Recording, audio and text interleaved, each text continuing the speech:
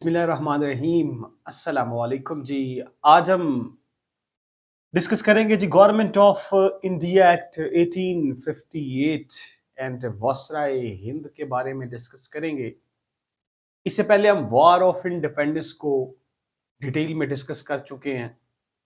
मोहम्मद बिन कासिम से लेके war of independence तक हमने डिस्कस किया इंडो पाक हिस्ट्री को। आज हम जो वॉर ऑफ इंडिपेंडेंस से जो अगला पार्ट, जो नेक्स्ट पार्ट स्टार्ट हो जाता है इंडो पाक हिस्ट्री का, उसको हम डिस्कस करने जा रहे हैं। इस पोर्शन से काफी ज्यादा सवाल कमीशन पूछता है और बड़े कंसेप्चुअल सवाल यहां से पूछे जाते हैं। तो हम डिस्कस करेंगे कि हमारे पास वायसराय हिंद कितने हैं, कौन कौन से आए, किसके दौर में क्या क्या काम हुए। इस तरह से हम डिस्कस करेंगे गवर्नमेंट ऑफ इंडिया एक्ट 1858 को हम डिटेल में डिस्कस करेंगे और देखेंगे कि कमीशन यहां से कौन कौन से सवाल पूछेगा। तो ये आज हम डिस्कस करने जा रहे हैं, तो आप भी जरा यही हेडिंग दे लीजिए। अच्छा, अब हम जरा थोड़ा सा पस मंजर यहां पे मैं आपके साथ इस टॉपिक के साथ जरा उसको रिलेट करता हूं। चेन के साथ चेन जुड़ेगी तो मामला ठीक होंगे ना। तो पिछले लेक्चर को हम यहां पे थोड़ा सा इसके साथ कनेक्ट करने की कोशिश करते हैं। हमने देखा कि किस तरह से ब्रिटिश ईस्ट इंडिया कंपनी, अगर यहां पे लिखता हूं हमारे पास जो ब्रिटिश ईस्ट इंडिया जो कंपनी आई थी।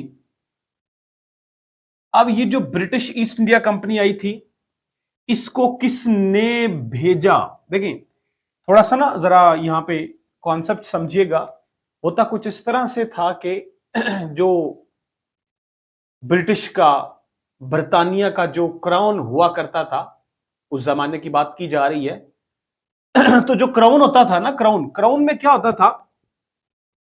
क्राउन में या तो किंग हो सकता होता था और या फिर जो है वो क्वीन हो सकती थी।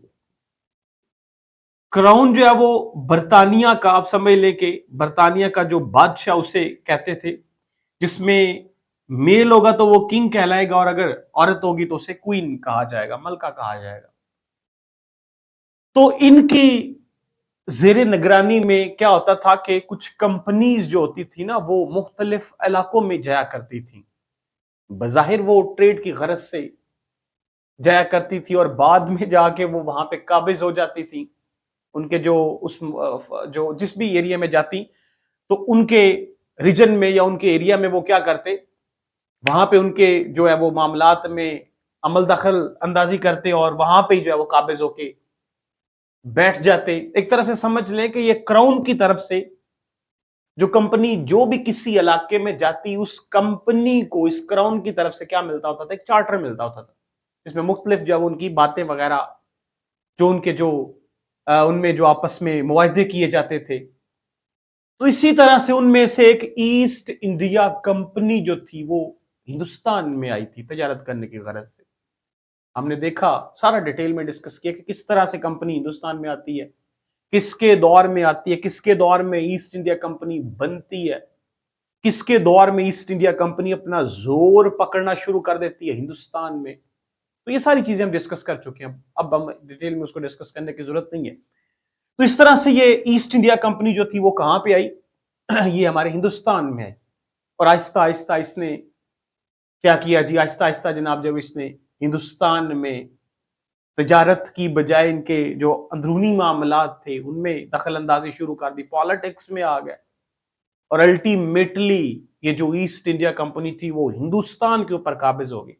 हमने देखा कि किस तरह से ईस्ट इंडिया कंपनी जो है वो हिंदुस्तान के ऊपर काबिज होती है। सारी चीजें हमने डिटेल में डिस्कस की। सो अल्टीमेटली हमने यहां तक पहुंच गए, 1857 तक हम पहुंच गए। 1857 में क्या होता है? वॉर ऑफ इंडिपेंडेंस होती है, जंगी आजादी होती है, जिसमें मुसलमान, सिख, हिंदू और भी मजहब के लोग मिलके इकट्ठे होके अंग्रेजों के खिलाफ लड़ने की कोशिश करते हैं, जंग जीतने की कोशिश करते हैं। तो अल्टीमेटली वो हार जाते हैं। हमने देखा कि किस तरह से 10 मई 1857 को मीरठ से इस वार ऑफ इंडिपेंडेंस का बाकायदा तौर पे आगाज किया गया। मंगल पांडे ने इसमें पहली गोली चलाई, वो कारतूस का इशू बना था। तो इस तरह से ये जंग जो थी, वार ऑफ इंडिपेंडेंस, ब्रिटिश जो इंडिया था, ब्रिटिश था जो वो इसको जीत गया, इन ईस्ट इंडिया कंपनी इस जंग को, वार ऑफ इंडिपेंडेंस को जीत गई। और वार ऑफ इंडिपेंडेंस को ये जो गोरे थे, ये जो ब्रिटिश थे, वो इसको म्यूटनी समझते थे, बगावत समझते थे। ये सवाल सारे पूछेंगे कमीशन ने, ठीक है। तो इसको म्यूटनी समझते थे, बगावत समझते थे कि ये लोगों ने मिलकर ईस्ट इंडिया कंपनी के खिलाफ बगावत की है, सो लिहाजा अब हम इन्हें, इनकी बगावत को कुचल देंगे और इन्हें अब कभी भी सर नहीं उठाने देंगे यहां पे। तो इस तरह से 1857 में वार ऑफ इंडिपेंडेंस होती है और ये जंग जो होती है, ये अंग्रेज ब्रिटिश ईस्ट इंडिया कंपनी जीत जाती है। और दिग्गर जो इसमें लोग मौजूद होते हैं, जिसमें मुसलमान, हिंदू, सिख, अदर जो लोग होते हैं, ये जंग हार जाते हैं। और अल्टीमेटली फिर इसमें आपको पता है कि सारा का सारा जो मलबा है वो मुसलमानों के ऊपर डाल दिया गया वार ऑफ इंडिपेंडेंस में। तो इस तरह से ये सारी जो है वो वार ऑफ इंडिपेंडेंस हम डिटेल में डिस्कस कर चुके हैं। अब इसके आगे क्या कहानी चलती है वो हम डिस्कस करने जा रहे हैं। अब इसकी आगे कहानी कुछ इस तरह से चलती है कि ये जो क्राउन है, जिसने चार्टर दिया था ईस्ट इंडिया कंपनी को कि तुम हिंदुस्तान में जाओ और वहां पे जाके तजारत की गरज से तजारत करो, और फिर ultimately east India company Hindustan के ऊपर मुकम्मल तौर पे काबिज हो जाती है। लेकिन उस वक्त में अगर क्राउन की बात करें या ब्रिटिश बरतानिया की बात करें, तो उनको कुछ इस तरह से लगा कि ये जो ईस्ट इंडिया कंपनी है, इसके खिलाफ जो बगावत हुई है, म्यूटनी हुई है, वो इस ईस्ट इंडिया कंपनी की कुछ नाकामियों, कुछ इनके जो ड्रॉबैक्स थे या इनकी निग्लिजेंस की वजह से ये लोगों ने इनके खिलाफ बगावत की है। सो लिहाजा अब क्या किया जाए, अब हम इस बगावत को हमेशा के लिए कुचल देंगे और ईस्ट इंडिया कंपनी को भी मुकम्मल तौर पे खत्म कर देंगे और हिंदुस्तान में बाकायदा तौर पे ब्रिटिश राज कायम कर देंगे। तो इस तरह से आगे चल के फिर गवर्नमेंट ऑफ इंडिया एक्ट जो है वो इंट्रोड्यूस करवाया जाता है। इस गवर्नमेंट ऑफ इंडिया एक्ट में मुख्तलिफ दफात थी, वो हम डिस्कस करेंगे। तो यहां तक आपको मेरी बात की समझ आ गई होगी। अच्छा, अब आगे चल के यहां पे क्या होता है जी, यहां पे गवर्नमेंट ऑफ इंडिया एक्ट जो है वो इंट्रोड्यूस करवाया जाता है। वो कब करवाया जाता है जरा वो देखें। तो यहां पे ये गवर्नमेंट ऑफ इंडिया एक्ट जो है वो 1858 में इंट्रोड्यूस करवाया जाता है। 1858 में ये गवर्नमेंट ऑफ इंडिया एक्ट जो है वो इंट्रोड्यूस करवाया था। तकरीबन ये 2 अगस्त को, ये कब की बात है, ये 2 अगस्त 1858 की बात है। तो ये 2 अगस्त 1858 को ये गवर्नमेंट ऑफ इंडिया एक्ट पास किया जाता है ब्रिटिश पार्लियामेंट से। समझ गया बात को। तो इस तरह से फिर आगे चल के ये 1 नवंबर की बात है। तो 1 नवंबर तकरीबन 1858 को इसको नाफिजुल अलूम किया जाता है, इसको मुकम्मल तौर पे नाफिज किया जाता है। अच्छा, यहां पे ना थोड़ा सा मैं थोड़ा सा आपको मजीद कुछ यहां पे और एक्सप्लेन यहां पे कर देता हूं।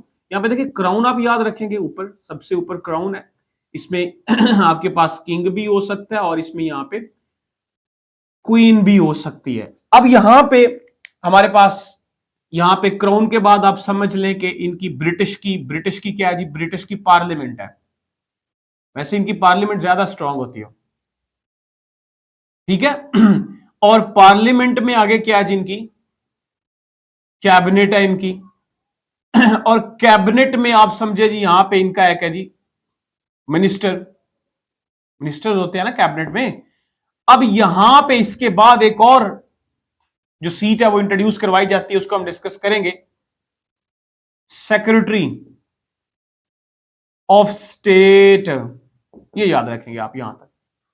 अब यहां पे ये जो ब्रिटिश है यानी बरतानिया है, उसकी पार्लियामेंट में, यहां पे पार्लियामेंट में एक जो है बिल है वो पेश किया जाता है, जिसमें यह कहा जाता है कि मुख्तलिफ दफात वगैरह उसमें शामिल की जाएंगी और हिंदुस्तान से ईस्ट इंडिया कंपनी को खत्म किया जाएगा और यहां पे मुकम्मल तौर पे ब्रिटिश राज कायम किया जाएगा। तो यहां पे पार्लियामेंट में, इनकी जो पार्लियामेंट है, इसमें 1858 को और 2 अगस्त 1858 को ये जो बिल होता है ये इनकी पार्लियामेंट से क्या हो जाता है, पास हो जाता है। इनकी पार्लियामेंट से क्या हो जाता है, पास हो जाता है। यहां पे जो बिल है वो इनकी पार्लियामेंट में क्या हो जाता है, पास हो जाता है।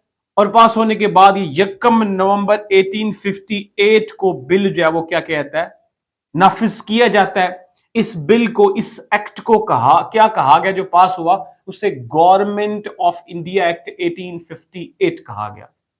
गवर्नमेंट ऑफ इंडिया एक्ट 1858 उसे कहा गया। अब यहां पे ये 2 अगस्त 1858 को तो ये पास हो गया पार्लियामेंट में से, और 1 अगस्त 1858 को ये नाफिज भी हो गया हिंदुस्तान में, जिसमें कुछ दफात थी। वो क्या, वो डिस्कस करते हैं। अच्छा, अब जब ये कानून बन गया, ये एक्ट बन गया, बिल पास हो गया, एक्ट बन गया, अब इसमें था क्या, इसमें सबसे पहली जो दफा थी, इनमें सबसे पहली जो बात थी वो यही थी कि यहां पे जो हमारे पास है, ये जो ब्रिटिश ईस्ट इंडिया कंपनी है, ये जो ब्रिटिश ईस्ट इंडिया कंपनी, इसको एबॉलिश किया जाएगा। इसको क्या किया गया, एबॉलिश किया गया, इसको खत्म किया गया कि अब के बाद जो हिंदुस्तान में ये जो ब्रिटिश ईस्ट इंडिया कंपनी है ये काम नहीं करेगी। यहां पे सारे के सारे मामलात कौन चलाएगा, यहां पे क्राउन यानी कि ये जो ब्रिटिश है, ब्रिटिश जो राज है वो यहां पे कायम किया जाएगा। ठीक है, तो इस तरह से सबसे पहली तो दफा यही थी कि आते ही उन्होंने जनाब क्या किया कि हालांकि ये बजाहिर उनकी अपनी थी, ब्रिटिश की ही कंपनी थी और ब्रिटिश ने ही इनको चार्टर दिया था, इनके क्राउन। तो इस तरह से ये जो है वो एक्ट पास किया गया। अच्छा, ये भी सवाल पूछता है कि गवर्नमेंट ऑफ इंडिया जब पास किया गया तो उस वक्त पीएम कौन था। उस वक्त ये जो इनका बर्तानिया का, यूके का, ब्रिटिश का उस वक्त पीएम कौन था, तो वो आप याद रखेंगे पाल्मर स्टोन याद रखेंगे। ये सवाल पूछा गया पेपर में।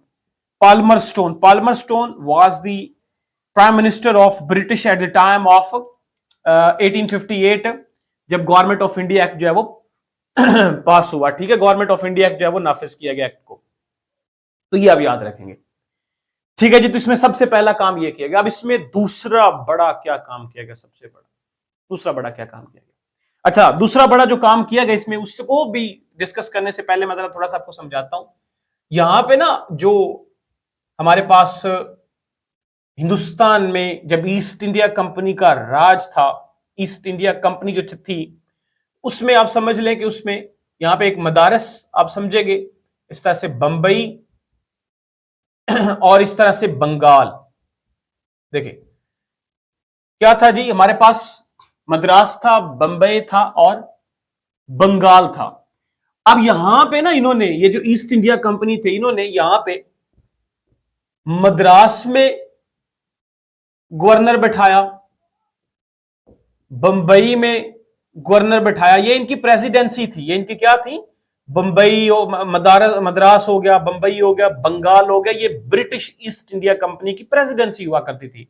इनकी 3 ही बड़ी प्रेसिडेंसी थी, इनकी 3 प्रेसिडेंसी थी, जिनमें से मद्रास, बंबई, बंगाल, ये थे जी इनके क्या थे, गवर्नर थे। ये इनके क्या थे जी, गवर्नर थे।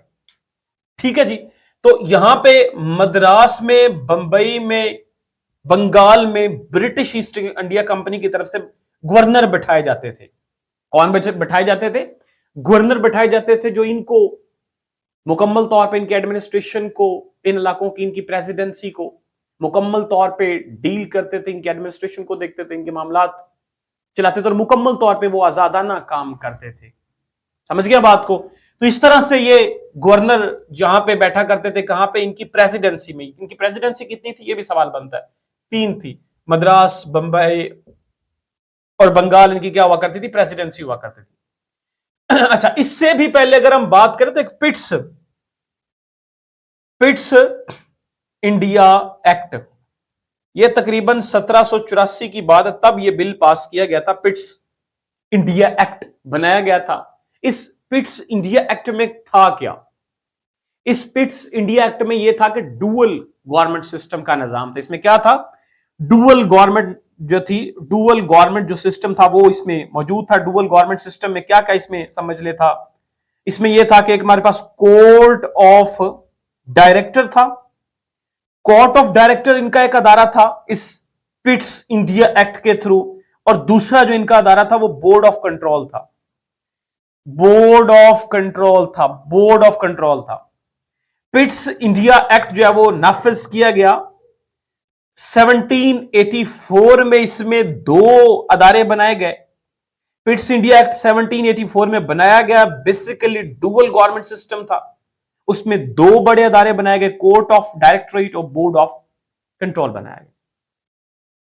अब यहां पे हमारे पास इसमें ये जो कोर्ट ऑफ डायरेक्टर था ना, कोर्ट ऑफ डायरेक्टर, ये जितनी भी यहां पे हिंदुस्तान में जो ट्रेड के मामलात होते थे, ट्रेड के मामलात, तिजारत की गरज से जो मामलात होते थे, उसको ये कोर्ट ऑफ डायरेक्टरेट या कोर्ट ऑफ डायरेक्टर जिसे बोलते हैं, ये हैंडल किया करता था।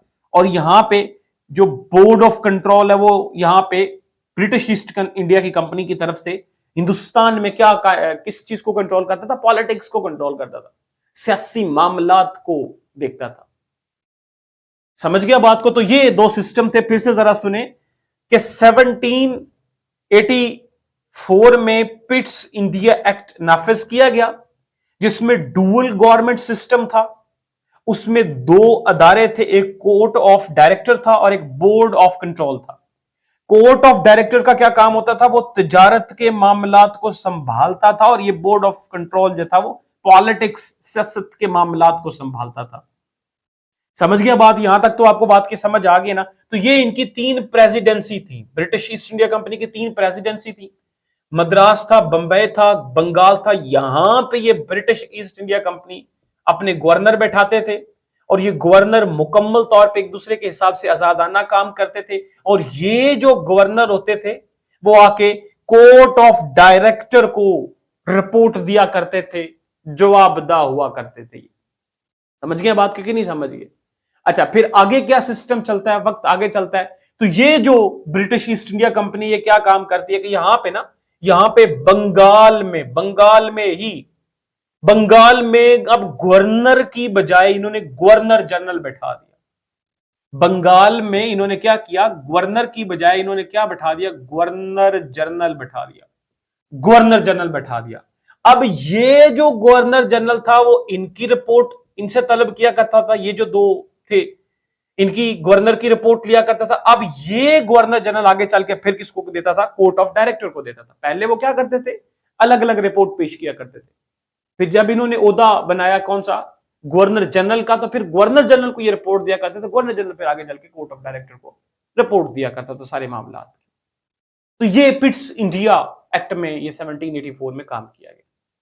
अब ये जो गवर्नमेंट ऑफ इंडिया 1858 जो है वो नाफिज किया गया या ये लागू किया गया, तो इसमें जो दूसरी बड़ी दफात थी वो यही थी कि जनाब इस पिट्स इंडिया एक्ट को क्या किया जाए? खत्म किया जाए। पहली जो मैंने आपको बताई, उन्होंने ईस्ट इंडिया कंपनी को एबॉलिश किया आते ही। इस तरह से फिर उन्होंने ये जो पिट्स इंडिया एक्ट था इसको भी खत्म कर दिया गया। इसको भी उन्होंने क्या कर दिया? इसकी कहानी क्लोज कर दी। और इसमें यह कहा गया कि ये दोनों के दोनों जो हमारे पास अदारे हैं ये खत्म कर दिए जाएंगे, ये जो बर्खास्त कर दिए जाएंगे, ये काम नहीं करेंगे, ये डिसफंक्शनल हो जाएंगे। पिट्स इंडिया एक्ट ही समझ लें कि ये खत्म हो जाए। तो इस तरह से इसके बारे में आप याद रखेंगे। अब इसके बाद कहानी क्या चलती? इसके बाद कहानी ये चलती है कि उन्होंने एक नई सीट इंट्रोड्यूस करवाई इन पिट्स इंडिया एक्ट के थ्रू। ये जो खत्म किया गया, इसमें एक नई जो सीट है वो इंट्रोड्यूस करवाएगी। उस सीट को क्या कहा गया? सेक्रेटरी ऑफ स्टेट कहा गया। उस सीट को क्या कहा गया? सेक्रेटरी। यानी कि यहां पे ये गवर्नर जनरल सब कुछ खत्म होगी कहानी। जाहिर सी बात है, जब ये हमारे पास ये बोर्ड ऑफ कंट्रोल या कोर्ट ऑफ डायरेक्टर ही खत्म हो गया, पिट्स इंडिया एक्ट ही इन्होंने खत्म कर दिया, इसमें डुअल गवर्नमेंट सिस्टम ही खत्म कर दिया, तो वो ऑब्वियसली खत्म हो जाएगा। तो अब इन्होंने यहां पे एक सीट इंट्रोड्यूस करवाई, एक नया ओहदा इंट्रोड्यूस करवाया। किन्होंने इंट्रोड्यूस करवाया? ब्रिटिश ईस्ट इंडिया कंपनी ने इंट्रोड्यूस किया, वो तो ऑलरेडी खुद से अबॉलिश हो गई। ये जो ब्रिटिश था, बर्तानिया था, उनकी पार्लियामेंट में ये एक्ट पास हुआ था। उनकी कैबिनेट का एक मिनिस्टर, उसको ओहदा दिया गया जिसका नाम क्या रखा गया? सेक्रेटरी ऑफ स्टेट रखा गया। अब यही सेक्रेटरी ऑफ स्टेट वो वाहिद पर्सन होगा, ये वो बंदा होगा जो ब्रिटिश बर्तानिया में बैठ के हिंदुस्तान का निजाम चला रहा होगा। बैठेगा ये कहां पे? बर्तानिया में बैठेगा। और किसके खर्चे पे बैठेगा? हिंदुस्तान के खर्चे पे बैठेगा। और बंदा भी किन का है? ये क्राउन की पार्लियामेंट की कैबिनेट का मिनिस्टर है और उसका ओहदा क्या रखा गया, सेक्रेटरी ऑफ स्टेट रखा गया। और बैठेगा कहां पे, बर्तानिया में। मामलात किसके चलाएगा, हिंदुस्तान के चलाएगा। समझ गया। तो इस तरह से ये सेक्रेटरी ऑफ स्टेट बना। तो पहले सेक्रेटरी ऑफ स्टेट जो है वो कौन बने, आप याद रखेंगे Stalin. Who was the first secretary state, तो वो कौन है जी, स्टेलन साहब का नाम याद रखेंगे, स्टेलन, लॉर्ड स्टेलन आप याद रखेंगे। तो ये सेक्रेटरी ऑफ स्टेट जो है वो, सेक्रेटरी ऑफ स्टेट जो है वो हिंदुस्तान में जनाब जो हिंदुस्तान का बनाया गया। और ये बैठा कहां पे करता था, ये समझ लेके ये अपना जो है वो बर्तानिया में। ये बेसिकली नुमाइंदा पार्लियामेंट का, ये पार्लियामेंट का नुमाइंदा है और ये हिंदुस्तान के नज़्म नस्क को चला रहा होगा बर्तानिया में बैठ के, और हिंदुस्तान के ही खर्चे के ऊपर बैठा होगा। समझ गया बात को। तो इस तरह से ये एक ओहदा जो है वो यहां पे इंट्रोड्यूस करवाएगा। इसके बाद दूसरा जो ओहदा इंट्रोड्यूस करवाएगा वो था वायसराय हिंद। वो क्या था, वायसराय हिंद था। वो क्या था, वायसराय हिंद था। बेसिकली ये वायसराय हिंद जो था वो क्राउन का डायरेक्ट बंदा हुआ करता था, ठीक है। और ये कहां पे बैठा करता था, ये हिंदुस्तान में आता था। आपने नाम सुने होंगे, लॉर्ड कैनिंग, लॉर्ड एलन, आपने नाम सुना होगा, लॉर्ड म्यू, लॉर्ड रिपन, लॉर्ड लेटन। इस तरह से आपके सामने जनाब जो है वो नॉर्थ वोक है। इस तरह से लॉर्ड लिनलिथगो आपने नाम सुना होगा, लॉर्ड माउंटबेटन सुना होगा, लॉर्ड कुर्जन का नाम सुना होगा। तो ये वही वायसराय हिंद थे जिसे वायसराय बोलते। और ये क्राउन क्राउन क्राउन की तरफ से ये रिप्रेजेंटेटिव होते थे जो हिंदुस्तान में बैठते थे, और हिंदुस्तान के जो है वो सारे रिपोर्ट समझ ले बना के वो क्राउन को देते। तो इस तरह से ये गवर्नमेंट ऑफ इंडिया लागू किया गया और हिंदुस्तान के अंदर ब्रिटिश राज जो है वो कायम किया गया। समझ गया बात को कि नहीं समझ गया। तो इस तरह से ये मामलात जो है वो सारे इसमें चलते हैं। अब यहां पे हिंदुस्तान में कब से ब्रिटिश जो है वो ब्रिटिश निजाम जो है वो कायम हुआ, वो नवंबर नवंबर नवंबर नवंबर 1858 में जो ब्रिटिश जो राज था वो क्या हो गया, यहां पे कायम हो गया। और यहां पे ये जो हिंदुस्तान में मुकम्मल तौर पे जो ईस्ट इंडिया कंपनी वो खत्म होगी और ब्रिटिश बर्तानिया का राज जो है वो यहां पे कायम हो गया। अच्छा, इससे पहले भी क्या हुआ था कि यहां पे ये गवर्नमेंट ऑफ इंडिया एक्ट लागू करने से पहले एक जबरदस्त किस्म की धुआंधार सेरेमनी का जो है वो एहतमाम किया गया हिंदुस्तान में, जिसमें मुख्तलिफ लोगों को बुलाया गया। और इसमें समझ लें कि यहाँ पे हिंदुस्तान के बड़े बड़े जिम्मेदार ताकतवर जो लोग थे उनको इकट्ठा किया गया। और मलका क्वीन की जानब से जनाब जो है यहाँ पे ये जो लॉर्ड कैनिंग थे ना, Lord Canning who was the first viceroy of Hindustan, ये सवाल बनता है। तो वो लॉर्ड कैनिंग ही थे। वो कौन थे, लॉर्ड कैनिंग थे। और इनके साथ मलका आई। यहाँ पे इन्होंने एक जबरदस्त किस्म की धुआंधार एक जो है वो स्पीच की और लोगों को जो है वो बताया कि किसी के साथ नाइंसाफी नहीं की जाएगी। तो इस तरह से मतलब इन्होंने जो गवर्नमेंट ऑफ इंडिया एक्ट जो बनाया था इसके बारे में लोगों को स्पीच किया और गाइड किया। और इस तरह से ये नवंबर 1858 में गवर्नमेंट ऑफ इंडिया एक्ट लागू कर दिया गया हिंदुस्तान में, ठीक है। तो इस तरह से बर्तानिया राज कायम हो गया। और ये जो ब्रिटिश ईस्ट इंडिया कंपनी थी ये खत्म कर दी थी, तो ब्रिटिश की थी, लेकिन अब बकायदा तौर पे डायरेक्ट जो बर्तानिया था वो किसको संभाल रहा था, हिंदुस्तान को संभाल रहा था। तो अब आगे चल के जनाब वायसराय आएंगे, वायसराय हिंद आएंगे, जो कि हमारे पास तकरीबन 20 के राउंड अबाउट है। कितने हैं, 20 के राउंड अबाउट वायसराय आते हैं, जिसमें सबसे पहले नंबर पे लॉर्ड कैनिंग साहब है, लॉर्ड कैनिंग साहब के, ठीक है जी। तो ये पहले हैं, इसके बाद जो है वो तकरीबन 19 आते हैं। कुछ एक्टिंग भी आते हैं, एक्टिंग को आप छोड़ देंगे, लेकिन जो बाकायदा तौर पे होते हैं वो हमारे पास BC के राउंड अबाउट जो है हमारे पास हैं। लॉर्ड जो वायसराय आते हैं उनके बारे में हम डिस्कस करेंगे और वन बाय वन डिस्कस करेंगे। देखेंगे कि अब यहाँ से मिसाल के तौर पे अब लॉर्ड कैनिंग है ना, इनके बाद लॉर्ड एल्जन है, लॉर्ड एल्जन साहब हैं, इनके बारे में कमीशन क्या सवाल पूछेगा। मतलब जो जो इवेंट्स जिस लॉर्ड के वायसराय के जमाने में हुए हैं उनको हम वन बाय वन डिस्कस करेंगे। तो इस तरह से हमारी जो है वो हिस्ट्री जो है वो 1947 तक चले जाएंगे। अब हमने यहाँ पे 1858 से लेके हमने कहां तक जाना है, 1947 तक जाना है। इससे पहले हम 712 से लेके 1857 तक हमने डिस्कस किया। इसका जो दूसरा पार्ट है वो 1858 से लेके 1947 तक है। तो इस तरह से ये हमारी टोटल इंडो पाक हिस्ट्री बनती है। तो फिर इसके बाद हमारे पास 1947 में तो पाकिस्तान बन जाता है। तो 1947 से लेके अभी तक 2025 तक पाकिस्तान हिस्ट्री बनती है। तो इस तरह से ये हम आगे चल के इंशाल्लाह डिस्कस करेंगे। तो अब हमारे इनकमिंग जो लेक्चर्स होंगे उनमें हम क्या काम करेंगे, उनमें ये करेंगे कि हम एक वाक़या को पकड़ेंगे और उसमें देखेंगे कि उनके ज़माने में कौन-कौन से इवेंट्स हुए और कमीशन ने उनके अंदर से कौन-कौन से सवाल पूछेंगे। वो हम इंशाल्लाह डिटेल में डिस्कस करने की कोशिश करेंगे और तकरीबन 20 के राउंड अबाउट हैं और उन्हीं 20 के राउंड अबाउट में हम 1947 तक इंशाल्लाह हम पहुँच जाएँगे। तो कुछ लेक्चर्स में हम 2-2 3-3 भी ये जो हमारे वासरा हैं उनके बारे में डिस्कस कर लेंगे और उनके हवाले से जो इवेंट्स उनको डिस्कस कर लेंगे और इस तरह से हम इंशाल्लाह 1947 तक डिस्कस करेंगे, फिर उसके बाद हमारी पाकिस्तान हिस्ट्री शुरू हो जाएगी। ठीक है जी, तो ये हमारे पास आज का लेक्चर था। मैं उम्मीद करता हूँ कि मैं आपको समझा पाया हूँगा। अगर इसके हवाले से कुछ सवाल हो तो विदाउट एनी हेजिटेशन मुझसे डिस्कस करें। आज के लिए फिर इतना ही, मुझे इजाज़त। अल्लाह हाफ़िज़।